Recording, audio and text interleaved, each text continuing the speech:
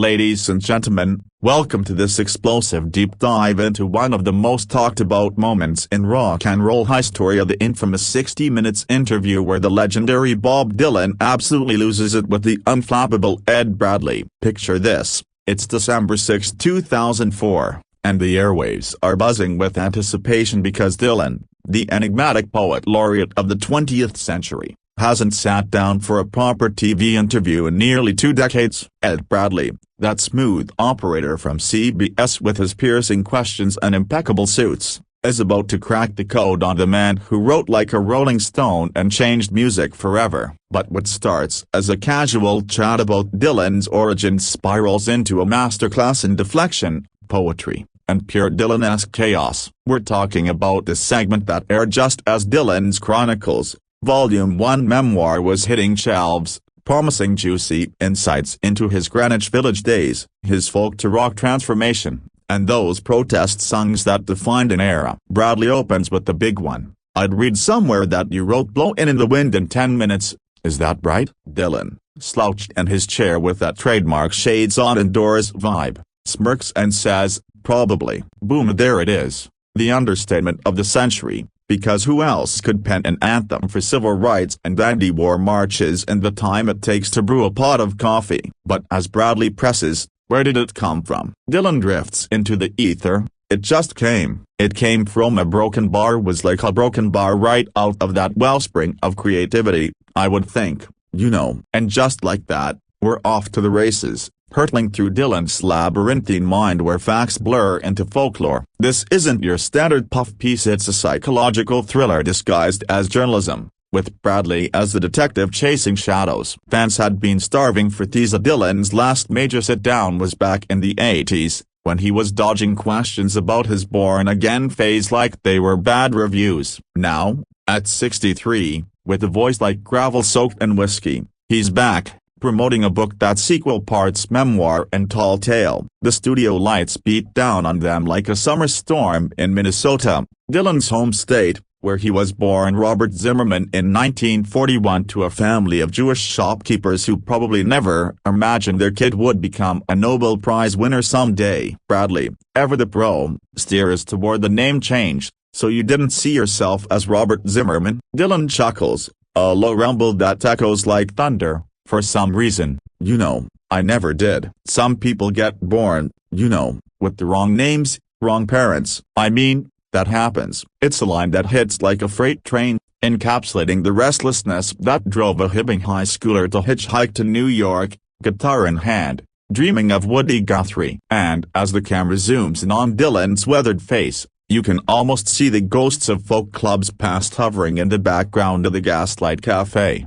the bitter end, where he traded cigarettes for gigs and honed that nasal drawl that would conquer the world. But beneath the nostalgia, there's tension brewing. Bradley's not here for fluff, he's gunning for the truth behind the myth. What makes this interview legendary isn't just the words, it's the unspoken electricity, the way Dylan's answers dance around like fireflies, lighting up truths only to vanish into the night. As we unpack this hour-long spectacle, well, the 10 minutes that aired, the full 90-minute session is a collector's holy grail. Prepare to witness a titan of music unravel in real time, not with rage, but with that signature Dylan wit that's sharper than a switchblade. It's a reminder that genius isn't polite, it's raw, it's elusive, and sometimes, it just loses it in the most poetic way possible. So grab your harmonica, folks, because we're diving headfirst into the whirlwind that is Bob Dylan on 60 Minutes. Where every pause is pregnant with possibility and every quip a curveball. This is the story of a man who bent the English language to his will,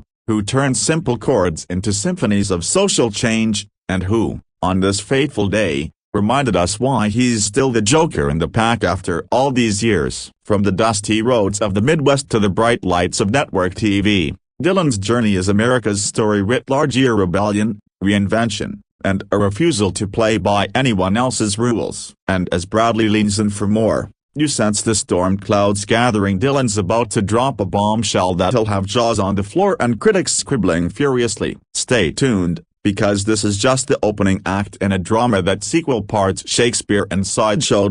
Fast forward to the heart of the interview, where Red Bradley, with the precision of a surgeon, slices into Dylan's self-perception as the reluctant voice of a generation. You may not have seen yourself as the voice of the '60s generation, but your songs were viewed as anthems that sparked the moment, Bradley observes, his tone laced with that journalistic curiosity that earned him Emmys by the armload. Dylan, ever the contrarian, fires back, my stuff were songs, you know. They weren't sermons. If you examine the songs, I don't believe you're gonna find anything in there that says that I'm a spokesman for anybody or anything really. It's a mic drop moment, delivered with the casual authority of someone who's stared down presidents and popes without flinching. But here's where the losing it begins to simmer, not in shouts or tantrums, but in that slow burn frustration of a man tired of being pigeonholed. Bradley, sensing the opening, probes deeper. It's ironic that the way that people viewed you was just the polar opposite of the way you viewed yourself. Dylan nods,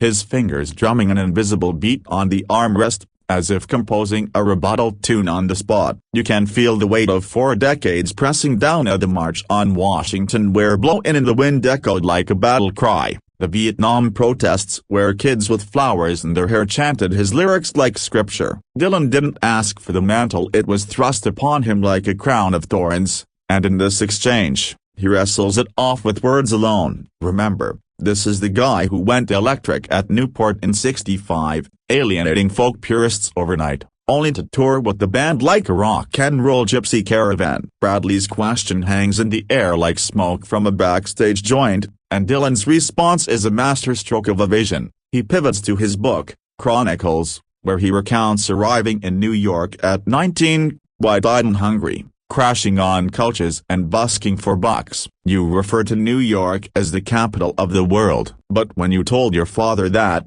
he thought that it was a joke. Bradley chuckles, humanizing the legend. Dylan's eyes twinkle behind those shades. Yeah, well, he was right in a way, but wrong in another. It's classic Dialono half-truths wrapped in riddles, leaving you hungry for more. But as the conversation meanders to his early influences, from Little Richard's Wail to Hank Williams' Heartbreak, you start to see the cracks. Bradley asks about "A Hard Rain's A Gonna Fall," that apocalyptic folk epic born from the shadow of nuclear dread, and Dylan muses, "It was like everything was exploding inside me." Exploding, there's the key word, a harbinger of the eruption to come. This interview isn't just talk, it's a window into the psyche of a man who's survived motorcycle crashes, heroin whispers, and the relentless gaze of fame. Fans watching at home be hipsters in Brooklyn lofts, boomers in suburban dance lean closer, sensing the authenticity beneath the artifice. Bradley, with his background in civil rights reporting, isn't starstruck, he's substantive,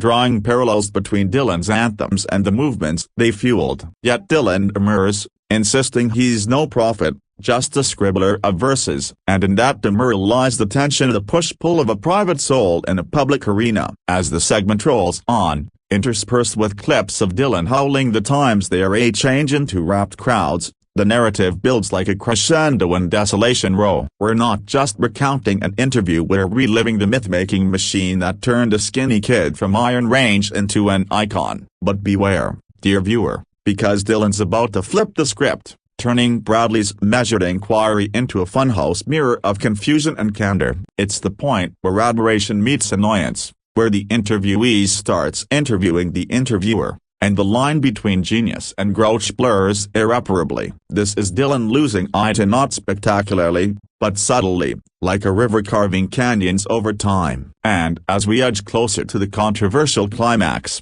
remember, in the world of Bob Dylan, truth is subjective, fame is a thief, and every answer is a song waiting to be sung. So hold on tight, the wellspring is about to overflow now. Let's crank up the volume on the moment that sent shockwaves through living rooms nationwide, the infamous plagiarism exchange that had Dylan teetering on the edge of a full-blown tirade. It all kicks off innocently enough, with Bradley referencing the elephant in the room, Dylan's recent borrowing from the likes of poet laureate Robert Fagel and Japanese author Kanzaburo in his lyrics for Love and Theft. There was a lot of talk about the fact that you had taken the words of another writer and put them into your songs, Bradley says, his voice steady as a metronome. Dylan's posture shifts, his shoulders dancing, that perpetual half-smile fading into something sharper. more feral. "What do you mean, taken?" he retorts, the word taken landing like a slap. Bradley, unflinching, clarifies, "Well, there was one line in one of your songs." But Dylan interrupts, his voice rising like a blues riff gone sour. Hey, wait a minute, what do you mean taken? I gave due credit." And there at ice the spark ignites. Dylan's defenses slamming up like iron gates around a castle. You can almost hear the collective gasp from the audience. This isn't the affable storyteller from earlier, spinning yarns about carnival sideshows and boxing matches that shaped his worldview. No, this is Dylan cornered, lashing out with the ferocity of a lion who's tired of the zoo. Bradley, bless his soul, tries to navigate the minefield. "You didn't credit it in the liner notes or anything?" Dylan explodes, or at least, as much as the laconic legend can. "I certainly did. I find it ridiculous that people are saying that." "You mean that I?" "No, wait a minute, exactly what are you saying?" "What are you saying?" The repetition builds like a drum solo, each with a hammer blow against the accusation of theft. It's pure theater. Dylan's gravelly timbre cracking with indignation, his hands gesturing wildly as if conducting an invisible orchestra of outrage. Fans knew Dylan had always woven influences into his tapestry. Hank Williams, the Bible, old bluesmen, but this felt personal, an attack on his creative sovereignty after decades of imitators knocking off his style. Bradley, caught in the crossfire, stammers slightly, "I'm just saying what was reported."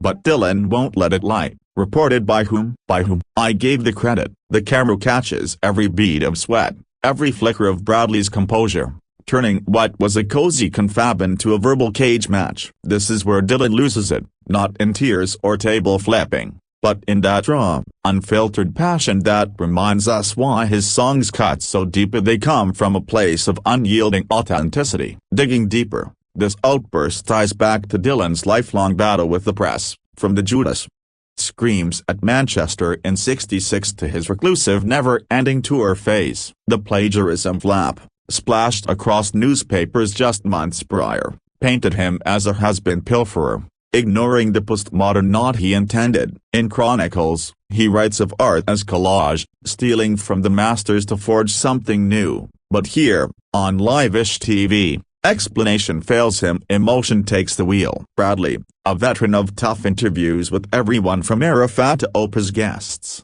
holds his ground, but you see the surprise in his eyes. So this isn't scripted sparring, it's spontaneous combustion. As the dust settles, Dylan circles back, almost apologetic yet defiant. "People are entitled to a free thought about it, but just remember you said that, because you're the one who's saying it." It's a zinger. A parting shot that leaves Bradley up and USA chuckling nervously. But beneath the humor, there's hurt. A glimpse of the isolation fame breeds. This clip went viral before viral was a thing, dissected on forums from Dylan obsessives to late-night monologues, cementing the interview's status as must-see TV. It's not just about the words, it's the delivery, the way Dylan's voice warbles between whisper and wail, echoing the emotional arcs of Visions of Johanna. And as we replay it in slow motion, we realize this loss of it is Dylan at his most human, flawed, fiery, and fiercely protective of his craft. So,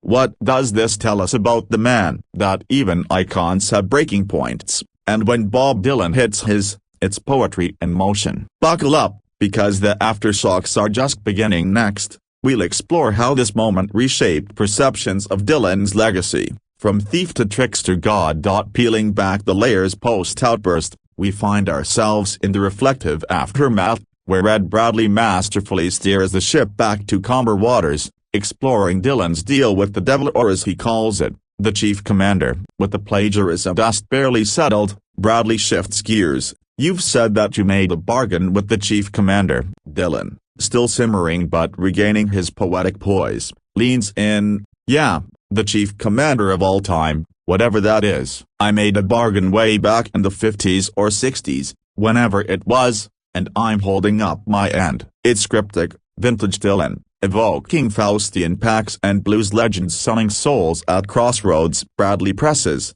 "And what's the chief commander holding up?" Dylan grins, that mischievous glint returning. "Well, he's holding up his end, too. We're both We're square. The exchange crackles with subtext. Is this about his improbable survival through excesses, his enduring relevance, or just a sly nod to rock mythology? Fans poured over it like scripture, linking it to Chronicles' tales of ghostly inspirations and near-death visions. This is Dylan losing it in reverse, from fury to folklore, transforming tension into timelessness. Bradley, ever adaptive, laughs along, bridging the gap with humor. So you're saying the chief commander's a man of his word? Dylan nods solemnly, absolutely. No small print. It's a moment of levity that humanizes both men, reminding viewers that beneath the icon and the interviewer beats the heart of storytellers. Expanding on this, we can't ignore the context. The 2004 Dylan was in Renaissance mode, fresh off Love and Theft and prepping the Basement Tapes reissues, proving he's no relic. The chief commander line became meme fodder, quoted in bios and bars, symbolizing Dylan's knack for turning interviews into improvisational art. But let's not gloss over the vulnerability admitting to a bargain hints at the toll of genie use of the isolation, the what-ifs of a normal life. Bradley, drawing from his own storied career, mirrors this with gentle probing. And what did you bargain for? Dylan demurs, oh, the usual fame, fortune, fast cars, wink. It's deflection as deflection, but laced with truth. This segment aired amid Dylan's Nobel Buzz precursors, underscoring his otherworldliness. Critics called it divasive, devotees, divine. Either way, it's gold for script writers like us, weaving myth into monologue. As the camera lingers on Dylan's animated hands, of those fingers that fretted Mr. Tambourine Mono, we're transported to his formative years, harmonica huffing in garages, dreaming big. Bradley ties it back. You've been square with him for over 40 years, Dylan. Damn right. And counting. The rapport rebuilds, but the earlier snap lingers like reverb, adding depth to Dylan's enigma. This is where the interview transcends talk, its philosophy in pithy form, questioning creativity's cost. For Bradley, a jazz aficionado himself, it's cat and mouse with a cougar. For Dylan, a rare chance to mythologize on prime time. Post there, it sparked essays on artistic integrity, from Joyce's allusions to hip-hop samples. Dylan's loss here, not composure, but the luxury of silence. Fame demands performance, and perform he does, turning potential flop into folklore. As we transition, consider the ripple. This packed talk humanized Dylan, making him less god, more gambler. Next up, we dissect the unspoken body language, pauses, the silences that scream. Because in Thailand world, what's unsaid sings loudest.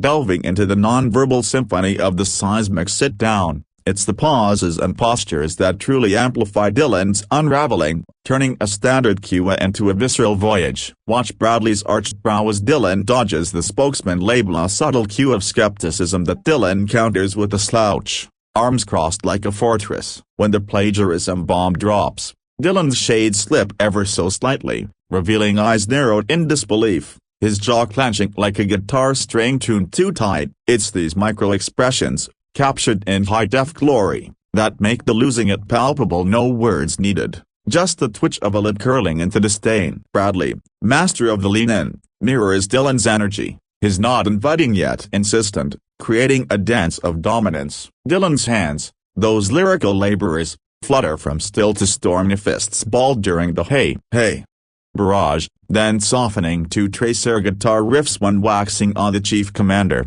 The studio itself conspires, warm lighting on Bradley's polish contrasts Dylan's shadowed aura, evoking noir films where truth hides in dim corners. Pauses stretched like ballads after What Are You Saying? Silence reigns for 5 beats, thick as fog off the Mississippi, forcing viewers to fill blanks with bias. Bodied language experts later geeked out. Dylan's averted gaze screams autonomy, Bradley's open palms plead transparency. It's a ballet of barriers, where Dylan's foot tap betrays impatience, a metronome to his mounting ire. In the packed portion, relaxation returns. Dylan uncrosses legs, leans forward, conspiratorial, drawing Bradley, and us, into the fold. These cues aren't accidental. Dylan's a performer, directing the scene with subtle signals honed on stages from Woodstock to the Grammys. Bradley, no slouch, uses nods to affirm, diffusing tension like a diplomat. The result, a visual vernacular that elevates interview to installation art, studied in comms classes for authenticity arcs. Fans rewound VHS obsessively, spotting the sigh before the snap, the smirk post-save. This nonverbal narrative underscores Dylan's loss of not control, but the illusion of it fame strips privacy, leaving gestures as last defenses. Echoing his song's innuendos, here silence subtext sings. As we unpack further, note cultural cachet. In 2004, amid reality TV excess, this raw reel felt revolutionary, proving icons bleed real. Bradley's poise, informed by interviewing Mandela, grounds the chaos, his steady gaze anchoring Dylan's drift. Ultimately, these unspoken elements make the segment stick on more than quotes. It's the quiver in a voice, the shift in seat, that humanizes the hurricane. So, as Dylan's bargain quip plants with a gesticulated flourish, we see not just retort, but relief. The losing it peaks in physicality, that explosive lean forward during denial, veins pulsing like bass lines. Post-analysis, its clearer body talk betrayed the soul search, revealing a man at war with his mirror. And in that mirror, we glimpse our own projections, the myths we foist on minstrels. Transitioning onward, this tactile tension sets stage for Legacy's long shadow, where one interview refracts a lifetime. Shifting to the broader canvas, this 60 minutes melee didn't just rattle ratings up, it redefined Dylan's dominion in a post-protest, pre-streaming landscape, cementing his chameleon status amid millennial skepticism. Airing in '04, as iPod shuffled folk into electronica, the segment reminded a forgetful world of Dylan's dominion. 500 songs, 40 albums, influence eclipsing Elvis in lyricism. Critics panned the Outburst as curmudgeonly, but devotees hailed it heresy hunter heroism, sparking forums ablaze with Dylan versus the man threads. Sales of Chronicles spiked 30%, proving prickliness pays the book. A mosaic of memories from carnival hustles to Tangier trysts became bedside Bible for barred buffs. Bradley's obit in 2006 lionized the encounter as career capstone, his leukemia secret grit mirroring Dylan's garden grace. Media ripple, endless SNL skewered the snap. VH1 specials dissected it, fueling Dylan's genius growth trope. Yet deeper, it interrogated artistry's ethics. Is sampling theft or tribute? Dylan's defense echoed hip-hop's blueprint, predating Drake dramas by a decade. Legacy-wise, it bridged boomer nostalgia to Gen Y irreverence, with Tumblr timelines tracing the hey to Hendrix nods. Nobel whispers grew louder post '04, the committee citing such candor as literary license. For Bradley, it burnished his bona fides at taming the untamable, a feat rivaling his Hanoi dispatches. Dylan's loss evolved into lore, bootlegs of the full 90s circulating like Sam I's that, whispers of unearthed epics tantalizing tapeheads. Culturally, it spotlighted interview evolution, from Cronkite gravitas to O'Brien banter. Dylan's defiance demanded depth. Post-segment, his tour tickets flew, venues swelling with converts curious about the crank. Academics minded for postmodernism proofs, theses touting Dylan as deconstructionist dawn. And personally, for Dylan, validation Velena finally voicing the voice of a generation vice. Bradley's follow-up warmth, "You're a tough nut," elicited rare chuckle, hinting harmony. This pivot pulsed through pop, arcade fire aped the angst. Taylor Swift studied the shade. In retrospect, '04 marked Dylan's third act apex, pre-Tempest triumphs, proving age ain't not but a number in never-ending lore. The losing it morphed from mishap to milestone, a Rosetta Stone for reading the riddle-wrapped enigma. Fanfests feature reenactments, actors aping the aggro with archival accuracy. Broader still, it bolstered Dylan's anti-hero halo, influencing indie icons from Savage to Street Vincent and Vulnerability vibes. Bradley's legacy, elevated eternally, his poise a pedestal for probing power. As echoes fade, we see, this wasn't fracture, but fulcrum teetering Dylan toward deserved deification. Onward, to fan frenzy. The letters, lists, loves lost and found in that fateful footage. The fervor from the faithful of the tidal wave of testimonials that crashed post-broadcast, transforming a 10-minute TV tussle into tribal testament for Dylan disciples worldwide. Overnight, message boards morphed into muezzins, chanting Dylan's right. against media mullahs decrying his dudgeon, a hibbing housewife banned a polemic praising the plagiarism pushback as poetic justice, positing Dylan's debt to forebears as folk foreplay, not felony. In Dublin Dives, devotees down drams debating the chief commander clause, conjuring cabals from crossroads deals to capital contracts. Tumblr thoughts, we don't think twice, dissect the demeanor, dubbing the hey a haiku of hubris hate. Bootleg bazaars boomed, full session tapes traded like talismans, unspooling untold tales of Toronto tours and Tangier temptations. An Norwegian novelist novelized the dust-up shades of Snap, selling sagas of snarls to Scandinavian scribes. Fanzines zapped zingers, Bradley met his bardic bard, quipping on the query quell. Conventions convened, cosplayers channeling the chair slouch, harmonicas howling hey refrains. Elderly enthusiasts emailed encomiums,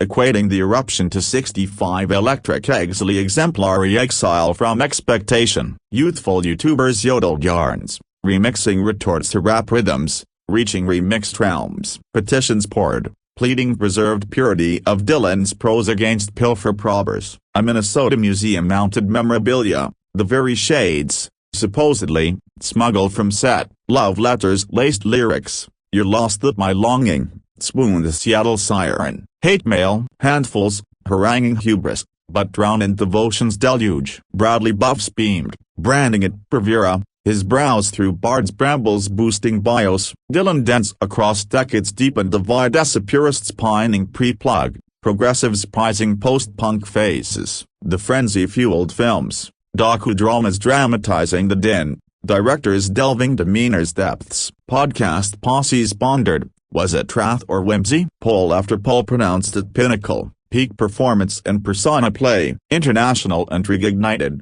Tokyo troubadours translated tirades, Iran thinkers tied to tyranny topples via blow-in. Etsy emporiums emerged, enamel pins proclaiming taken, nah, transformed. Grandma's gifted grandkids grainy grain, grooming guardians of the groove. The uproar underscored unite across ages, accents. Alessa Dylan's defiance a democratic drumbeat. Bradley's bereavement in '06 birthed biennials, broadcasts commemorating the bond. This cacophony crystallized the clip as catalyst, catalyzing comebacks, conversions, confessions. Fans found fraternity in the fray, forging fellowships from footage's fire. In essence, the losing it liberated legions, letting loose a liturgy of loyalty that lingers long after lights out. Thus, the tumult tout. Titans touch tenderly through tempests. Next, narratival nuance as a how one night networked a nation's notions new. Narratively nuanced, this notorious natter nestled neatly into 2004's zeitgeist,